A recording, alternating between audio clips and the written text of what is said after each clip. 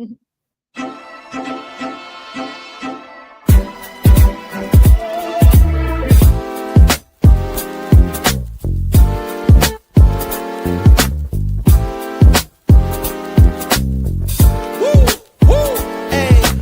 been a long time and I miss this feeling. It feels like freedom, it feels like healing. Floating off the floor, past the ceiling. The wind in my hair, I can see the light at the end of the tunnel as I'm taking flight. Man, I'm feeling like myself again. Hey, man, I'm feeling like myself again. It's been a long time and I miss this feeling. It feels like freedom, it feels like healing. Floating off the floor, past the ceiling. The wind in my hair, I can see the light at the end of the tunnel as I'm taking flight.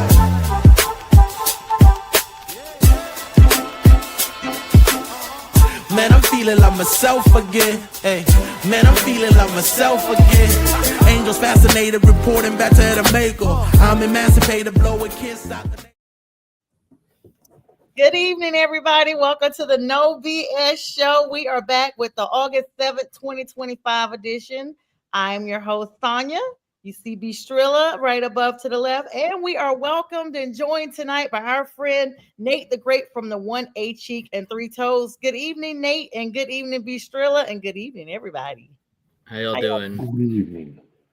Good. So before we move on to the pleasantries, Nate will be joining us on a more consistent basis.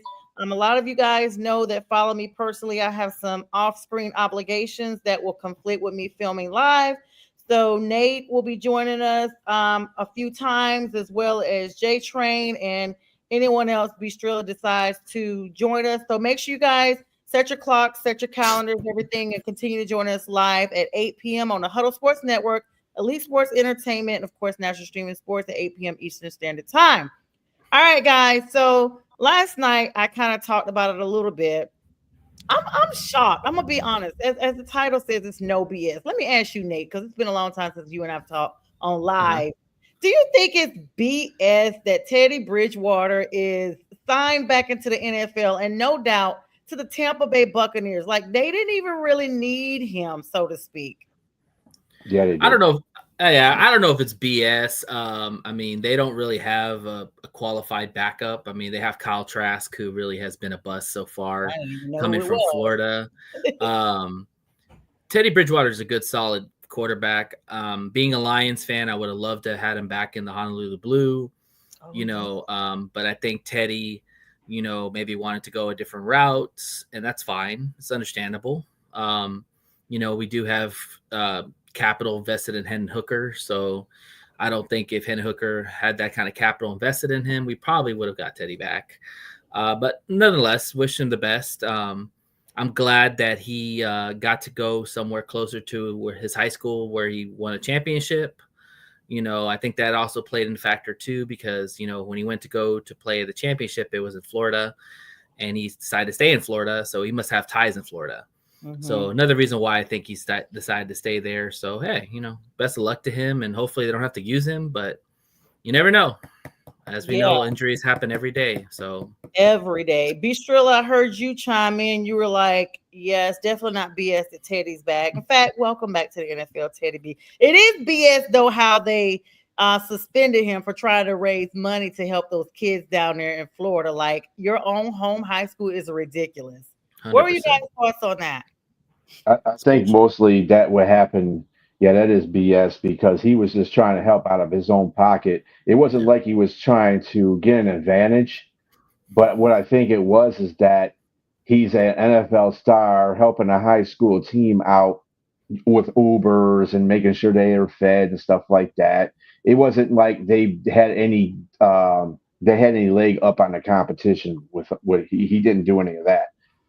I think the other high schools that were competing were jealous of that fact. They put pressure on his high school administration and said, hey, if you don't do something about this, because that is, I mean, what he did not figurative, literally is something that breaks the rules of the high school code. So, I mean, regardless of that, I think a lot of schools use that were competing against him.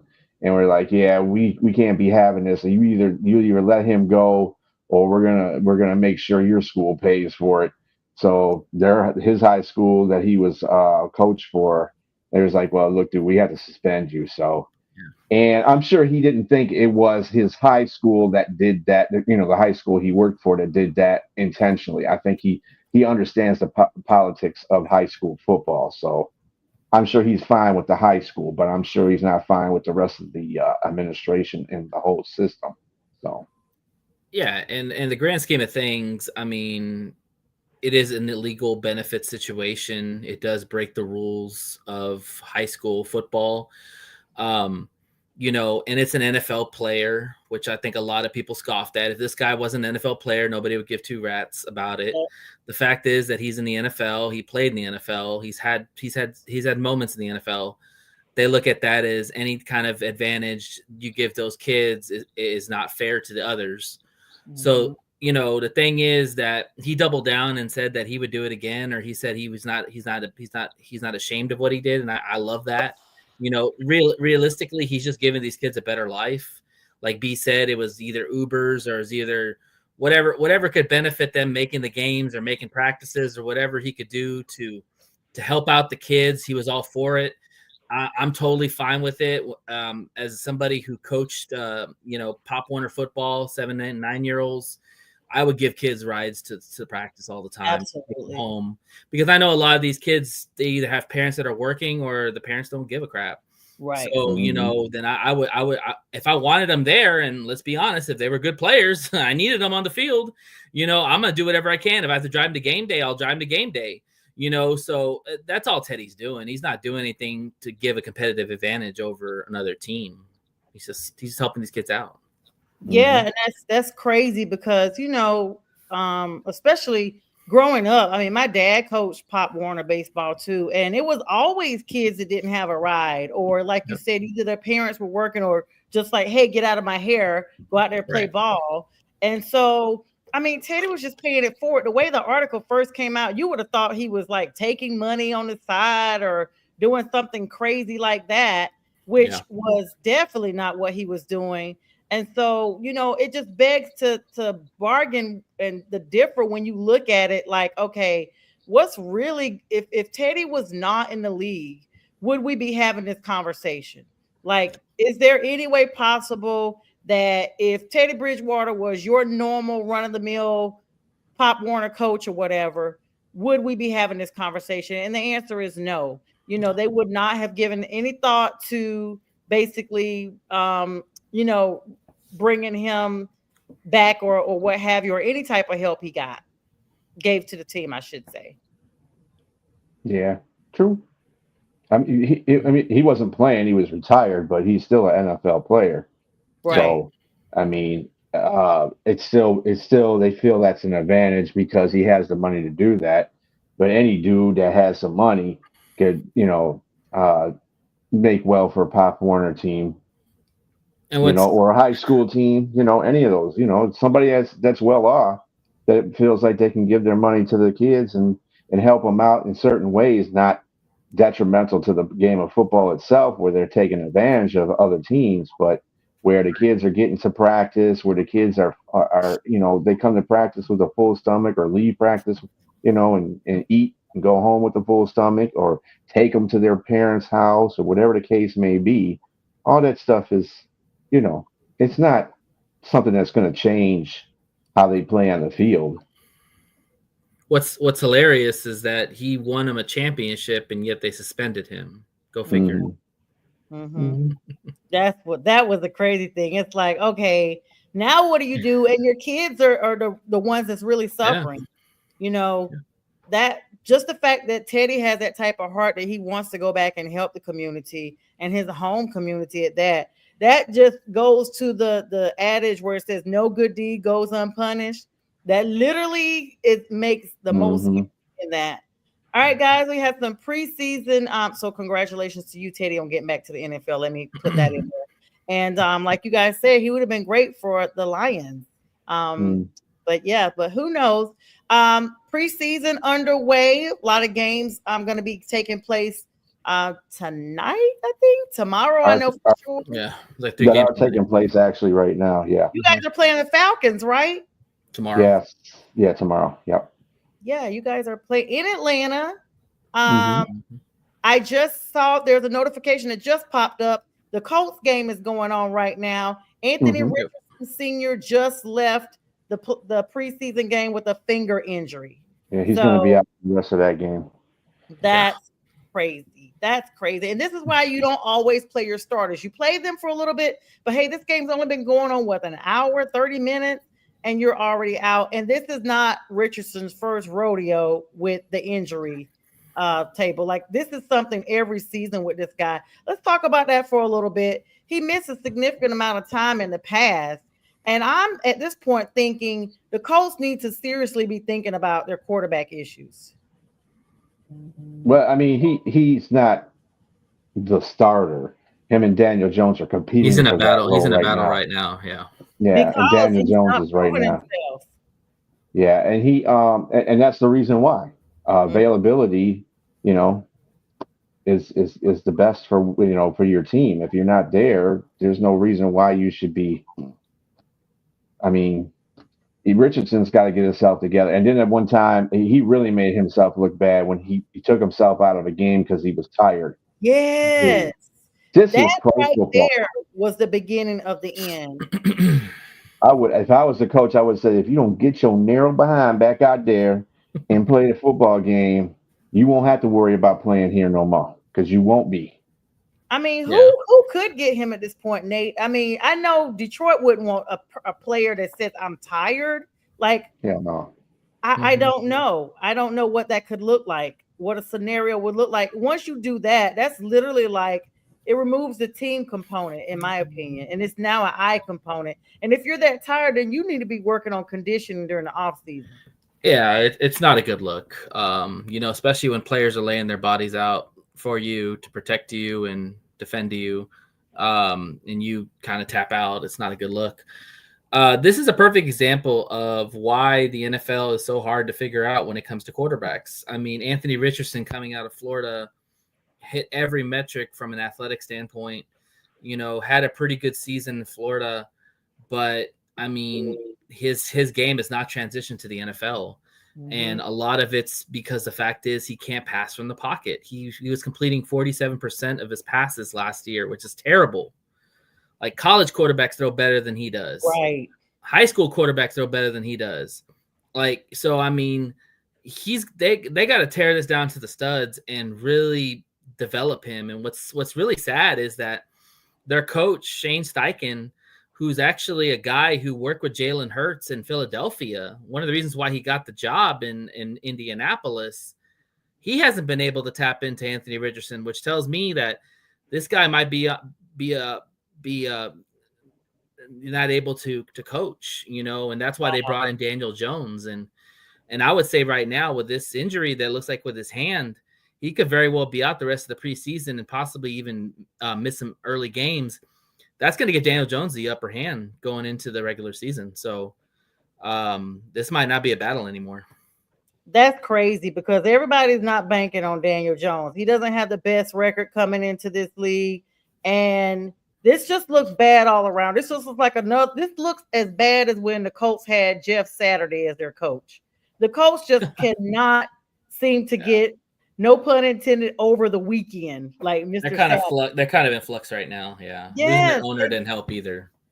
They are like the AFC version of what the Panthers have looked like, in my opinion. The coaching carousel, the quarterback carousel, except our quarterbacks don't lay down and say they're tired. That was just a new one for me. I mean, if it is really a coaching issue, then management needs to get involved at this point. Clearly, your coach is not getting it done. What do you say, B? Well, Irsay's daughters have taken over that team. I think what they're doing right now is evaluating how the team is. Those are smart women. They've been around their father quite a bit, and they're football knowledgeable. So I would say to this is that this might be one of those mulligan years for everybody on the Colts right now, every player on the Colts right now, every coach on the Colts right now, because they're going to evaluate them. And if they feel that these teams they need to move on from players and coaches, they're going to do that next season, depending on what this season brings. So I think right now we can't look at Indianapolis is not going to be competing for a Super Bowl or even a playoffs. I don't believe. I mean, it's their quarterback situation is all over the place. I think Daniel Jones will be better this year. I don't think he's going to be in a position though to get him in a playoff spot. Mm-hmm. So, other than that, I mean, we'll see. Indianapolis is not a threat. I'll just that way. Yeah. And by the way, in the first quarter, the Baltimore Ravens are beating the Indianapolis Colts 14-6 preseason. Blah blah. Are any of the starters playing for the Ravens? I didn't see. I think Daniel Jones and Lamar's not playing. Richardson, Okay. but Lamar's not playing. I don't know how many starters they have in there. They could have, offensive linemen, defensive linemen, whatever the case may be. I don't know what it is, but I know in the Cincinnati-Philadelphia game, Joe Burr and Chase are out there. I think Higgins is out there too. So I mean, they're enough. They better stay healthy through the preseason and the regular season. Well, they need to get off to. They need to get some momentum before they go into regular season. Yeah, that's the reason why they got them playing right now, because they want to make sure that when they come out the gate, they're not 1-3, 0-4, and whatever they were in the past 3 years with Joe Burr. So they want to get these starters going early, get them acclimated. They're playing the Philadelphia Eagles tonight, and they're winning 14-10. Of course, It's preseason, so they're playing against a vanilla defense. I mean, both the touchdowns that Burrow, they just went right down the field on Philadelphia. Philadelphia's not playing any starters, which is expected on their defense. Yeah, so you're expected to dominate with your starting quarterback, right? One thing to add to the Colts situation with Anthony Richardson is Jim Irsay. May he rest in peace. He actually was the one that pushed for Anthony Richardson. He was a big proponent of Anthony Richardson.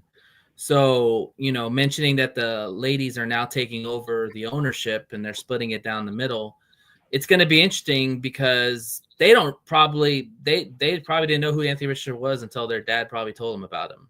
Exactly. But he was pounding the table for this guy, and he's been the biggest advocate for this guy. So I think that, if Daniel Jones comes out and has a decent season, Anthony Richardson might not see the field again for the Colts. Yep. I mean, he's had 4 years? This is his fifth season. He came in. Third. This will be on his third season. Yeah. Yeah, third season. Yeah. Okay, so this is Bryce's season. For some reason, I thought he went the season before Bryce. No, he was 3 years ago. 1 year, you got to remember, 1 year he missed half a year last year, and then the year he played like 4 games. The year before he played 4 games, and he's a rookie, and then that's when Joe Flacco was on the team, and Flacco took over the rest of that season. Yeah. Last year, I don't know who was it took over for the rest of the season. Was it Flacco? I'm not sure who it was last year. Flacco is literally like everywhere. Yeah. Yeah. Yeah. All right. Yeah. So let's plug in this one thing. And I know because Nate is a stats nerd, so I know he's going to know all about this next subject. And I've been really excited about picking your brain on this. And B, I know you probably have an opinion too. So just for a moment, because I know everybody talks about the Shedeur Sanders saga almost every week. It's on something. They have a competitive quarterback room, but when you look at the stats of what's being done in the practice facilities, Shedeur has had 0 interceptions and 6 touchdowns, up there competitive with Joe Flacco, who even had, I think, 1 interception during practices and only 4 touchdowns. But the other 2 people are non-starters, but they are still saying they're not sold out on who their quarterback is. And then you have this statement that was leaked a couple of weeks ago that the Browns owner came out and was like, oh yeah, I didn't know, if they had called me about it would have been a no, but what round was he? Like, I've never heard such an ignoramus type statement ever made. Oh, he put the onus on his GM. Yes, he did. But even then, who does that? Like, dude, so basically, ownership. Yeah, the Browns, which is equivalent to emoji. He's lying through his teeth, because it was a well-known fact after that pick was made for Shedeur that was because the owner wanted Shedeur. not the GM and not the coach. The coach got their guy that they wanted, which is Gabriel in the third round. So I don't. He can sit there and talk all that gibber. I don't know what's going on with these owners, but they're just talking out the They need side to of their stop mouth. talking. Most They of need to them. stop talking. Is what They just shut write the up. checks and shut up and stop. Let the Stop talking. GMs talk. Don't Exactly. you talk because you're Exactly. a jackass just like Jerry. Because they're in charge of roster management. The owners are not. Owners just write the checks. Right. So the Shedeur thing's interesting because I was listening to a take earlier today, and so he's going to start tomorrow against your Panthers, and he's going to start one of the highest rated preseason games because I want to watch it too. I'm excited. Listen, I wish I had known it was Cleveland and at that time that Sanders was going to be there. I would have tried to make my way to that game because I'm a PSL. I would have loved to see him in person. Yeah. So let me explain the take that I heard earlier. Mr. Stephen A. Smith, everybody loves him. He did make a great point. Now I do kind of agree with him. He's going to start tomorrow and he's going to play with the first string. I'm assuming they're going to have pretty much their starters out there because if you want to see a quarterback play well, you better put him out there with the best players, to evaluate him. And he hasn't had any first string snaps in training camp at all. He's been playing with third and fourth string guys almost his whole training camp. He's the fourth quarterback in the depth chart. And now they're throwing him out there as a starter. Now I know Pickett's hurt and I guess Gabriel's hurt. So maybe it's just the fact that they have to put him out there to see what they have. But it is interesting because Stephen A. Smith did say that he thinks that they're setting him up to fail. Because the fact is, if he goes out there and has no continuity or no synergy with these first string guys, which is true, because you don't do any routes, you're not doing anything. You're working with third or fourth string guys, so you're working with a whole new group. If he struggles out there, then it's just going to open that narrative that he was a bad pick, and it's going to continue to push the narrative that he's not going to make it in the NFL. So it's going to be interesting. Now, if he goes out there and balls out and plays well, then the narrative will be better and be like, hey, we need to give this guy first string reps in practice and see what else he can do. So yeah, it's a conundrum. It really is because he has talent, but he hasn't had the opportunity and they're throwing him out to the wolves literally. And I'm pretty sure the Panthers will play some starters on their side too on defense. So he's not going to be going against scrubs exactly. So it'll be interesting to see how it comes out. I'll definitely be watching the game if I can. Not only that, I just realized, he had some shoulder soreness earlier this week that he was actually held out of one of the practices. So he doesn't need to have any type of injuries because this is a show and prove. But even if he stays on the practice squad for now, there's no doubt that he'll still at least become the ranking quarterback there here shortly. Don't you agree? Well, they got him at fourth. They got him at fourth in a depth chart for Cleveland. Flacco is the starter, basically, right now. They haven't said it, but he hasn't played a lot of reps either. And Shedeur actually did start playing with the second string. So he does have a little bit of experience with that. And he's gotten thrown into the mix because of those said injuries. And by the way, Cleveland has five quarterbacks on their roster from the fact that they signed Tyler Huntley. I mean, was a shock. And it wasn't a shock because they have two quarterbacks that were injured and they're going to be out for some time. He's going to they'll need bodies. He might be a camp body, and as soon as those guys come out, it'll be okay. That's messed up. So I mean, Shedeur's got a lot to prove. If he goes out there and balls out, even in a preseason game, I want him to, because you know what? That's going to confuse everybody on that damn team. Yeah, they're going to be like, I don't know if we should put him in, and what happened? And see, and he can't go to the practice squad early, because if he goes to the practice squad early, trust me, somebody's going to snatch him up because they didn't have to draft him easily. So when you snatch him up, you don't have to really pay him a lot of money. He's a fifth-round draft pick anyway, so you ain't going to be paying him a whole bunch of money anyway. But the point of the matter is somebody's going to snatch him up because somebody sees value in him. They just didn't want to draft him because they were trying to follow the rest of the NFL and trying to, blacklist him. So, I mean, he's going to go somewhere if he doesn't stay with Cleveland. So It's that's just the thing. it depends on what happens when he plays this preseason game. Yeah, so that's the thing. Like they're saying, if the Browns foul this in some way or another, and he slips from starting quarterback, the Raiders and the Saints are the names out there that are showing high interest in him. Of course, he'd be a backup to Geno if he goes to the Raiders, but for the Saints, he could be the starting quarterback. I mean, I'm not banking on Shulk down there that they have. Of course, they have their guy that's always in all the different positions that he plays down there. So Taysom they Hill. don't have a Well, they got Taysom Spencer Hill. Rattler, Yeah, and they got Rattler's a Taysom starter Hill. right now. Yeah, Rattler would be the starter. not Rattler. I cannot think of this guy's name. Taysom Hill. Taysom You're talking Hill. about Taysom Yes, Hill. Taysom Hill. Mhm. He's the one that would be down there. So actually, I'm really surprised. But this was a point I made. I think B, you and I were on the show, and we talked about this last week. Maybe people are now saying, okay, maybe he'll go to this team. Maybe he'll go to this team. Every team in the NFL that had quarterback needs had an opportunity to draft him to prevent this entire scenario. So this whole situation of all of a sudden now the Browns might foul him up, and here we go. Saints or whoever gets sloppy seconds is just not rolling with me, because I'm like, you guys had an opportunity during the draft. Yeah, and here's the thing with the Shador situation. It's kind of the conundrum too. Is the fact is that if he plays well tomorrow, he's going to be the second quarterback in the depth chart. He should be the second quarterback in the depth chart because Dylan Gabriel's hurt. However, Dylan Gabriel's a third-round pick. So Shador is a fifth-round pick. So you could also look at it the standpoint that maybe they are advertising him for other teams, like you were saying.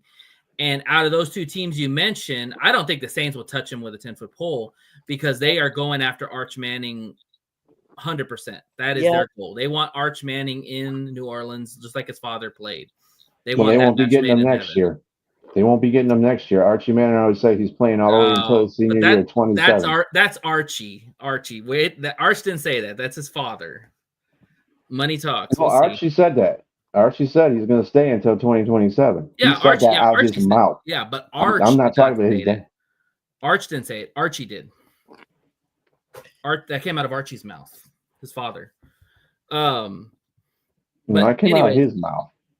It was reported it came out of his mouth, not his father. Him. I saw Archie on there, but we'll have to look it up. Anyways, so like I was saying with Shador Sanders, it makes sense for the Raiders because the Raiders, Tom Brady was a big fan of Shador Sanders coming out of college. Yep. And if you can get Shador Sanders for a late round pick, by all means do it. Geno Smith's your starter, but hey, Shador can learn behind Geno Smith.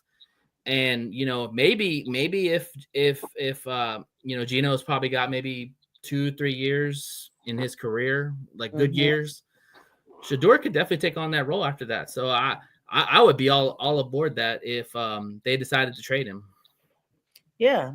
Speaking of other, and I know B is probably looking that up to clarify, so I'll let him plug that in when he gets it. But speaking of other rookies who have been big names here, Travis Hunter's two-way role, the Jaguars rookie, is expected to definitely play both wide receiver and cornerback in the team's preseason opener.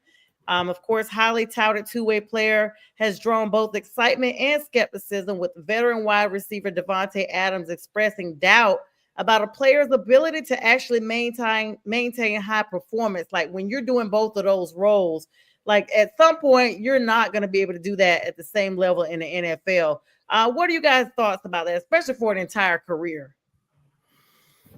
He can't do 100% snaps on defense and offense. I think with the way the Jaguars have him set up right now is perfect. I mean, I came out and said this earlier when Travis Hunter was drafted. He's going to be a receiver first and foremost, and then they're going to put him in spot minutes as a cornerback, maybe in a nickel situation or dime situation. But he's going to be a receiver. I mean, he's got the skills to be a great receiver. And you pair him with a guy like Brandon Thomas, and hopefully Trevor Lawrence has a rebirth in some aspects. But I think they're doing it right. Like they said, maybe give him about 12 catches or 10 catches on offense, and then maybe and then maybe put him on defense for maybe like 10 to 15 snaps. I think that can be done. But yeah, he can't play 100%. He can't play 100% on both sides. It's not possible. What do you think, B? Yeah, that's not happening. I don't understand why they're making it such a big. It's not going to happen. It's just not going to happen. This is the NFL. This isn't college. Mm-hmm. You know, college is a cakewalk compared to the NFL right now. So NFL, you have to different schemes. You have to pay attention to different things on the field. It is a whole different lifestyle in the NFL than it is in college. And I guarantee he ain't playing both sides. If he plays receiver, I'm surprised they got him lined up as receiver because he's a better corner than he is receiver. So I don't understand why they're putting him at receiver. But if that's what they want to do, because they ain't got no receivers really, they only got one, and that's Thomas. I think one of the reasons why they have him at receiver is because the fact that he can make big play threats as a receiver, as a cornerback. Outside of taking one to the house, you're not going to be making a lot of huge plays. But an offense on as a receiver, he's got the ability to catch and go. You know, he's shown that ability. Even though it was college, he still showed. I mean, that does transition to the NFL. I mean, the speed and the get off and all that. Like he's got that ability to make big plays, and that's why I think they're going to put him on offense. And then, like I said, on defense, you know, he'll come in for maybe dime packages or nickel packages. You know. Yeah, definitely. And plus, if he wants to make more money, that's receivers the way to go. We all know that the receivers are making crazy money right now.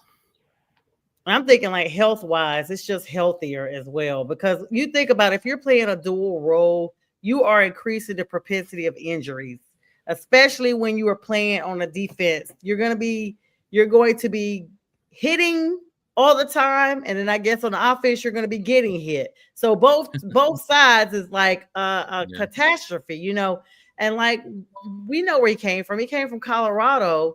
They just got good. So his exposure with really good teams is not super competitive. Like now you're facing all the great of the great. So your body's going to have to be more resilient than ever. And I think it made for a great storyline. Everybody's definitely following it.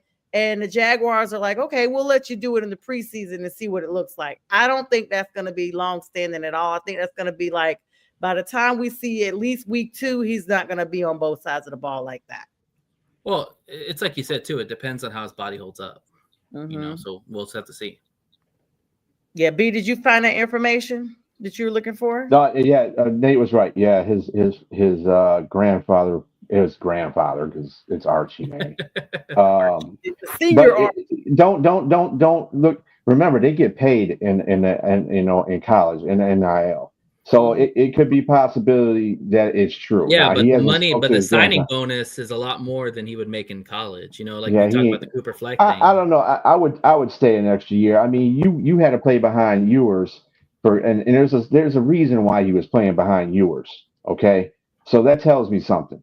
Because if he was all that in a bag of sugar, you know what I'm saying, he would have been starting. Well, his coach was in love with Ewers. His coach was in love with Ewers. That's a problem.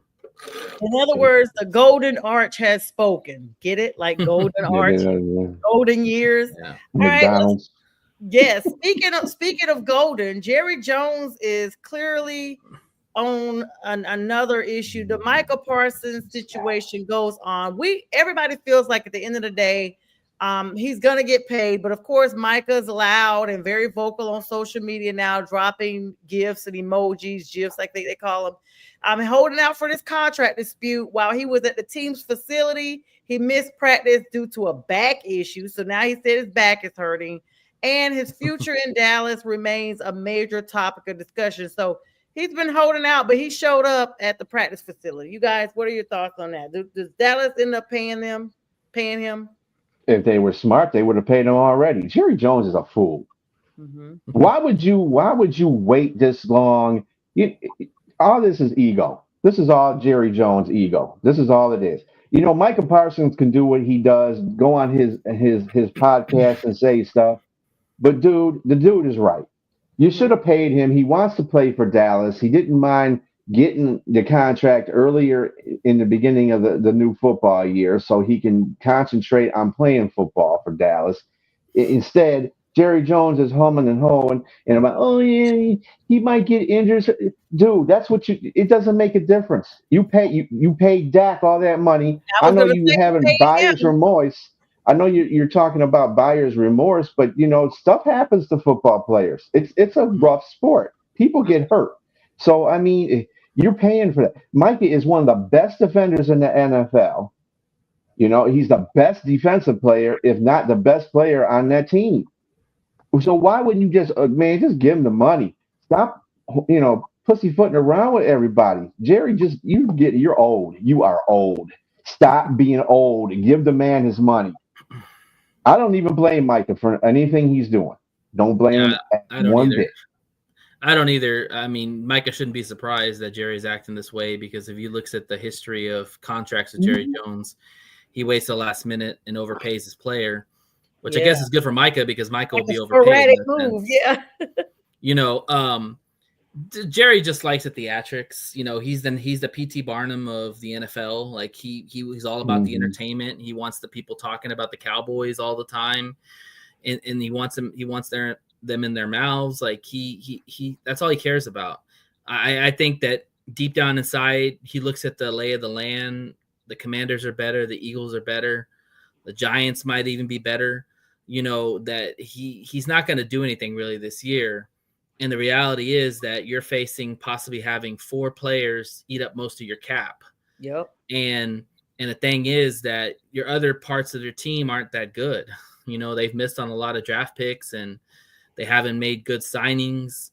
And so, I think it's true what people say. I don't think he wants to win. I don't think he's all about championships anymore. I think he's got his championships. He's probably locked in the Hall of Fame once he hangs it up and sells the team. I don't think he cares about the now anymore. I think he just cares about the brand, and he cares about having the Cowboys in people's mouths, and they keep talking about it and they write stories about him and all that. He loves that stuff. I think that part might be true, but as far as Dallas not being a competitive team, if it wasn't for Jerry Jones in this whole situation, that's a good football team. No matter what you say, that's a good football team. They got good defensive players on that team. They got good off. You got to remember something. This team is a year removed from being the number 1 offense in the league, 2 years in a row with Dak Prescott. So I don't want to hear that Dallas just can't get over the hump because of their owner. That's the thing that's holding them down. If their owner goes, then Dallas will be a better team. They can compete in the NFC East. There's nothing saying that they can't. They got enough players to do so. And if they sign Micah Parsons, that'll even be, icing on the cake. But half the reason why he overpays his players is because he doesn't sign them in the beginning when he should be signing them. The year that Dak got that contract at the end and CD Lamb got the contract at the end, Detroit signed Goff, Amon St. Brown, and Penei Sewell all at the beginning of the new football year. So, good teams do. And look at it. And that's what you do. So you don't have to worry about paying them all that money in the end game. And that's what Jerry Jones. Everybody, he's a shrewd businessman because he puts them on media, and like our friend Tip, he's the Dallas guy. He'll say that stuff, and I'm like, dude, no. Being a shrewd businessman means you cut corners and costs. You don't go out there and go to Las Vegas and spend all your damn money on one thing and then think that you're going to get something back for it. No, you utilize your money, and he's not doing that. That's not good business. It's just all about the theatrics. That's all he is. He cares about the brand. At the expense of his team. That's the problem. Yeah. And you're right. And that's the reason why Dallas doesn't go anywhere, because of that morale that he's presenting to the rest of the team. If you're being an idiot, the rest of your team is going to either follow suit or look at you like you're a moron. And why would you want to play for a moron, an owner that's a moron, put it that way? And he keeps, hiring these coaches that are going to, hang on his, nutsack about stuff. You know what I'm saying? Because they never had a real coach. McCarthy was generally a pretty good coach, but he still couldn't do what he had to do to get past because Jerry Jones kept putting a foot in there. And you can't have your owner doing that. You just can't. They haven't been the same since they had Johnson. And Johnson is the one that reversed their entire losing season. And of course, him and Jerry had to come to an impasse. Of course, he just got inducted into the Hall of Fame for what he did with that organization. But Michael Parsons is publicly screaming he wants a trade. He's stating that the team has refused to engage in formal contract, but a true Jerry Jones form, he basically says he had a handshake style agreement with Parsons earlier in the season, earlier in the year, in fact, and he believes that the deal is already in place, so there's no need for further negotiation. That's BS because his agent wasn't there. Dak has also mentioned this point about when his contract was up. He tried to go out with Jerry Jones. Jerry Jones tried to pull him aside and do a deal with him. And Dak said, "Oh hell no, my agent ain't here." And if my agent's here, you talk to my agent. You don't talk to me about my contract. You talk to my agent. And that's the problem with Jerry Jones is that back in the day, you know, some of these owners live too much in the past. Like with Troy Aikman or Emmitt Smith or Michael Irvin or any of the Cowboys back in the day when they won Super Bowls, it probably would have worked with a handshake. You know, because they trusted Jerry and he trusted them and he did right by them. But these new age players, it doesn't work that way because with social media nowadays and all the talk and talk radio we have, people listen to that stuff and we know that nothing's done by handshake anymore today. Like that was your dad's life. Like that was day, granddaddy. You drank a beer and you shook a hand and you drank a beer and you agreed on it. Like he even said that he bought the team by handshake, which is crazy. Like, oh, you want the Cowboys? Yeah, let's shake this hand and we'll make the deal formal later. You know, but that's old school way of negotiating. You know, nowadays you have to negotiate with agents, and a lot of these players, they're not caught up in the whole legalities of contracts.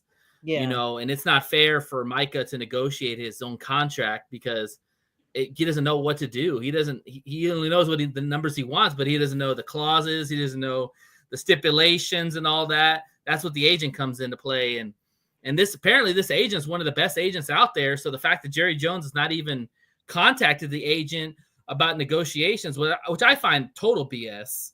I think they have talked and they just haven't come to a number, because how the heck do you not talk to your agent at all? I just think that's total BS. Well, it is Jerry Jones. He didn't talk to Dak's agent either.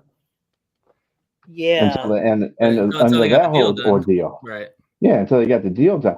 And on top of that, I mean, Jerry's just a boob. That's all there is. That's all I can say about him. He's a boob.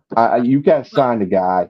Stop messing around with these people. Yeah. You're 84 years old. We're not talking about the 1990s no more. We're talking about the 2000s.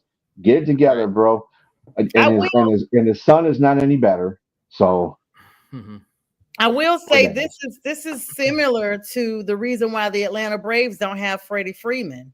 His agent, Freddie Freeman, ended up firing his agent. I remember that. I was devastated. Freddie Freeman is one of my favorite Braves players of all time.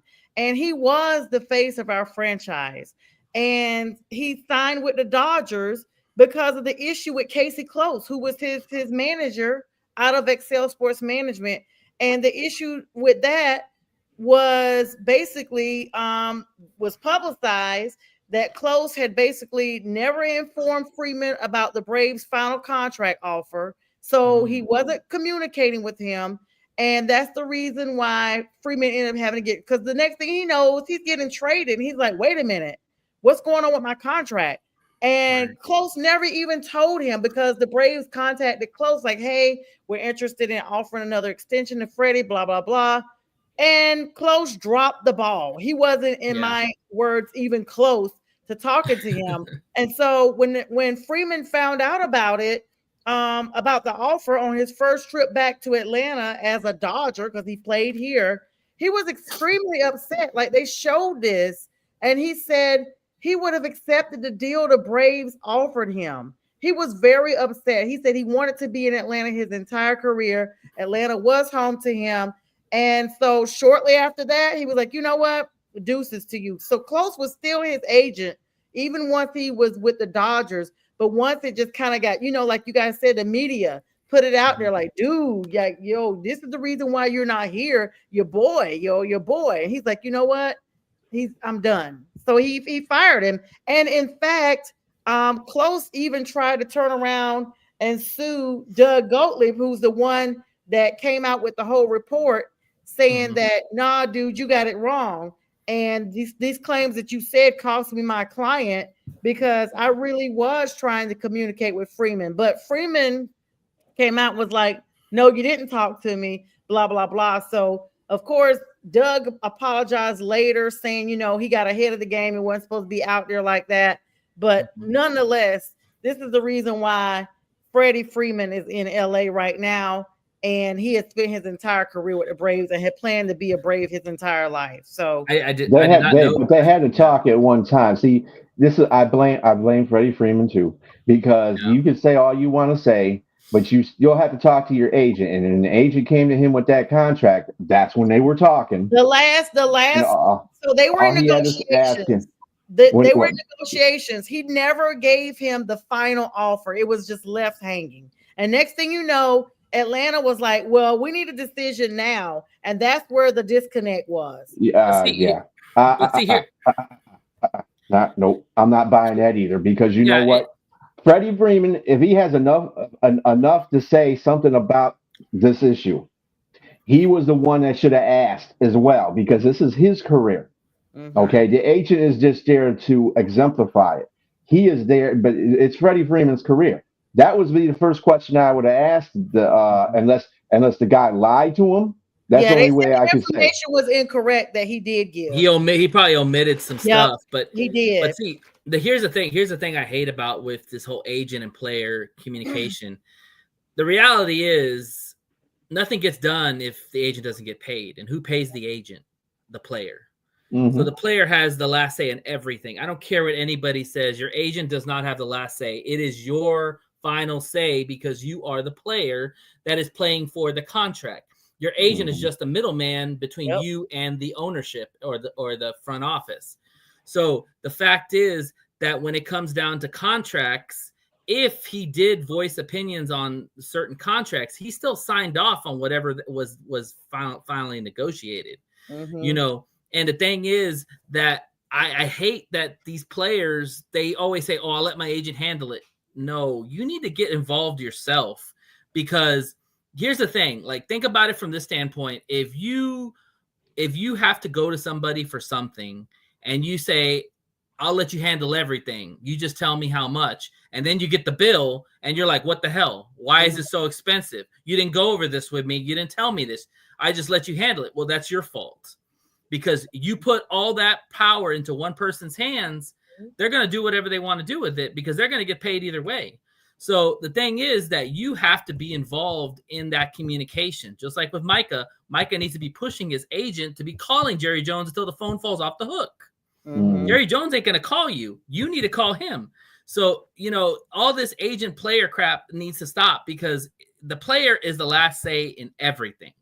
Period. Yeah, that's what they were saying had happened with Shamar Stewart and TJ Watt and Hawkinson, all of them. But this is the same thing. It works the same way. I mean, I have to plug in another baseball story real quick.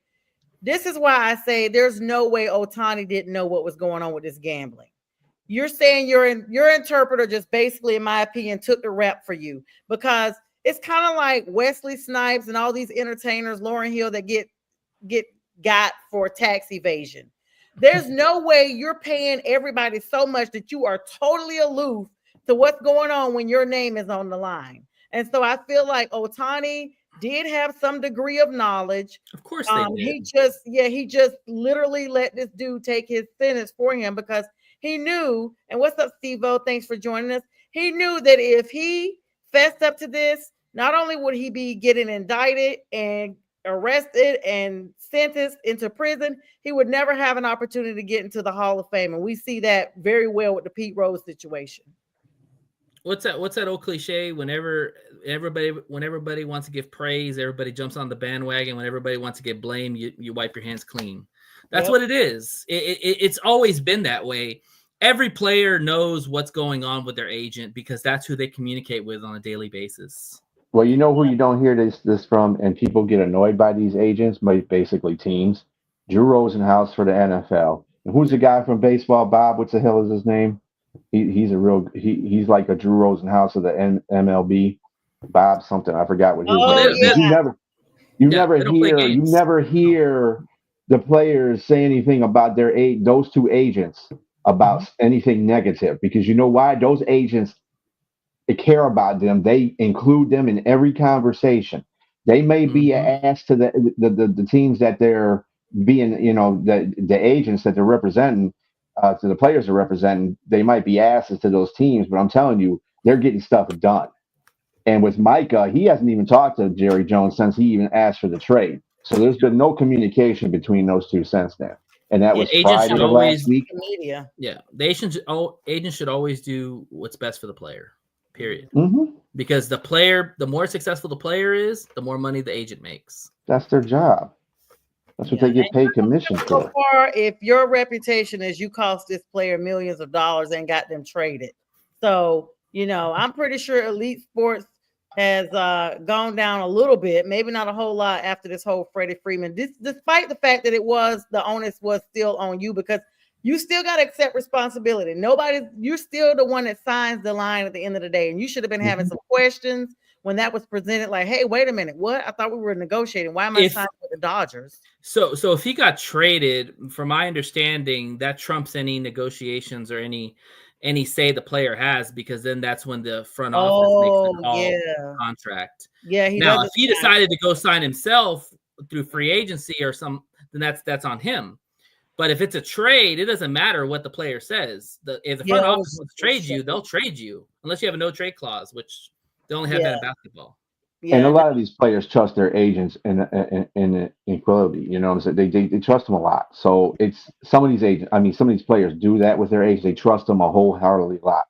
So they think they're going to make the best decision for them when those agents really are not going to do that. So if you have an agent, it doesn't make a difference if you have a Drew Rosenhaus.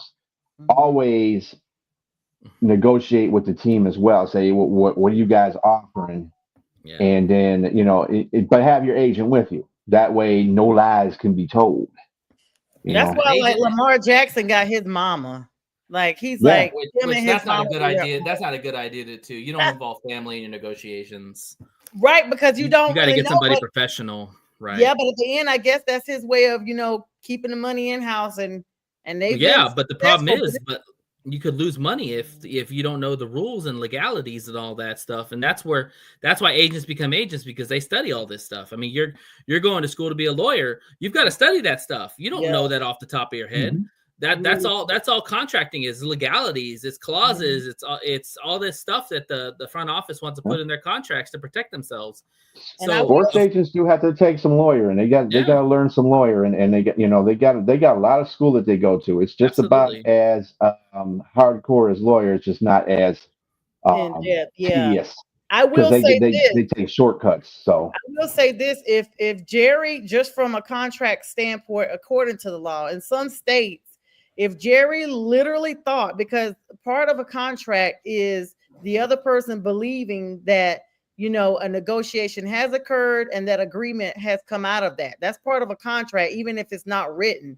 So if he hand shook Michael Parsons' hand and they verbally had an exchange, that's going to be something that could literally be challenged legally, because he does think he has a contract. I mean, some of us, you know, we think, okay, Jerry's old and this is old school, and that's true. But if that's how Jerry felt, and he's able to, like, say, for instance, Michael Parsons ends up suing him and they go to court for breach of contract because he's like, no, I was supposed to be getting this extra option, this 5th-year option or whatever, and all Jerry did was shook my hand.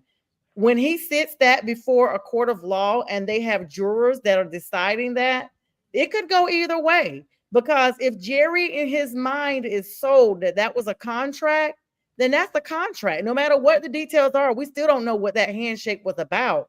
But Michael, if it's only between the two, where's the witnesses? Yeah. Well, it's not always required.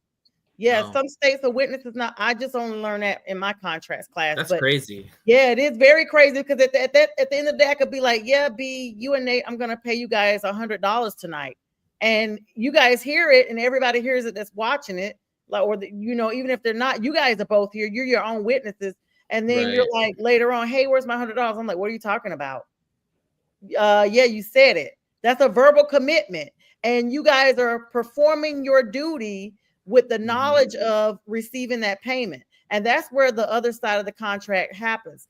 Now, see, this is where it gets sticky. By Micah Parsons not performing, that negates whatever that handshake was that Jerry had, because Jerry's handshake was contingent upon the performance that Micah Parsons was going to do, which we see he is not doing. So that's the only loophole on that. So I know he reneged on the agreement. Is what you're saying? On the agreement, exactly. So the opposite could happen. He could be held for breach of contract, whatever that handshake was. I think it. I'm sorry. I think it was interesting that just Jerry went out and said that he makes his deals with handshakes. Like that just seems kind of like somebody told him. That's real gray for you, dude. Like like you shouldn't be voicing that stuff on live TV and in front of the media, because you're right, that could come back to bite him in the butt too. Because if Micah does decide that he felt that he's been swindled or whatever. He could go back and say, and Jerry can't negate it because he said it on live TV. You can go on YouTube. Hey, Jerry likes to make deals with handshakes. So he kind of screwed himself over in a sense, So yeah, there's the owners don't need to be talking. Yeah, there's a case where and I don't remember the state. It's a federal case that two guys are at a bar talking about. This is a literal case. Talking about selling some of their land. They're joking about it, or at least it sounds like a joke. But one of them decides the next day, okay, I'm going to go claim this property. And the guy's like, what are you talking about? We were just having drinks and having fun. I was just joking. Well, they actually went to court for that because come to find out they had scribbled something down on a napkin while they were drinking. You couldn't even read it out, but the intent was there. Like, no, this person took it seriously. So it's some crazy stuff out there. We've all had deals over drinks. So we've all had fantasies of stuff that we wanted to do when we were out over drinks. But it is a situation. If the other person does remember and really needs that entity, there you go. Absolutely. Lawsuit in place. We got about 2 minutes left, but let's talk about Rashawn Slater, guys. Season-ending injury, not even a season started. The Chargers star left tackle Rashawn Slater was carted off of the practice field with a serious leg injury, which was later diagnosed as a torn patella tendon. This is a significant blow to the Chargers offensive line because he had just signed this record-breaking contract extension, y'all. That stuff happens. Yeah. That's just the way it goes. Yeah. Here's the thing. People need to understand this. Like, the NFL is a brutal sport.